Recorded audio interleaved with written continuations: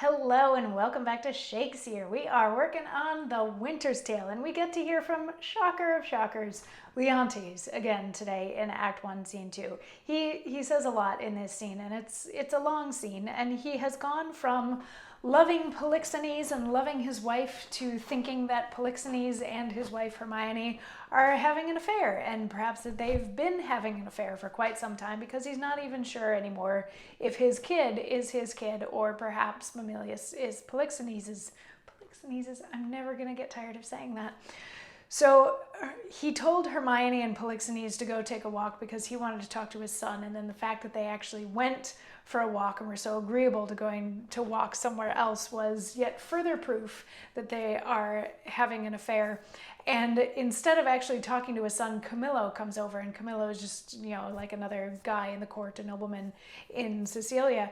And he was like, so what have you heard? What sort of things have you heard? And Camillo's like, well, I heard that Polixenes is staying, and I heard he's staying because Hermione asked him to. And Leontes is convinced that the whole town is talking about the fact that Leontes has been cuckolded by his wife. So he ripped into Camillo saying, like, you're lying to me and you're dishonest and I was stupid to ever trust you and all that sort of thing. And Camillo in yesterday's monologue was like, I occasionally make mistakes, but everybody occasionally makes mistakes. So if I've done something wrong, you're going to have to tell me specifically what it is that I did wrong. And Leontes says, have you not seen Camillo?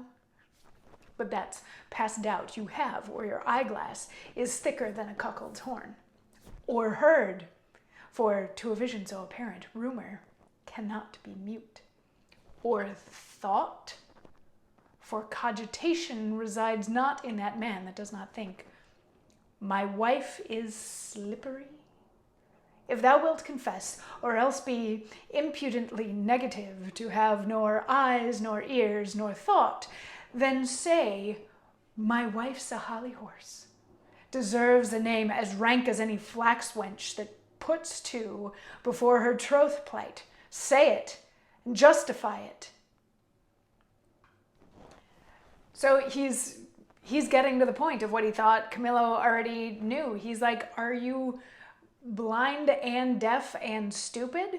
Because anybody who's looking at Hermione and Polixenes can see that there's something going on. Anybody who's listened to them can tell that there's something going on. Anybody who's even given it an ounce of thought can see that there's something going on over there. So either admit that you know something, or pretend that you don't have eyes and ears and are completely stupid, because the fact of the matter is, my wife is cheating on me with Polixenes. So, admit that you knew that. Admit that everybody knows that. And Camillo is like, I don't think anybody knows that. I mean, everybody knows that Hermione is a wonderful queen and loyal and loving and all these sorts of things. And he's like, it's really unbecoming of you to be saying these sorts of things about her.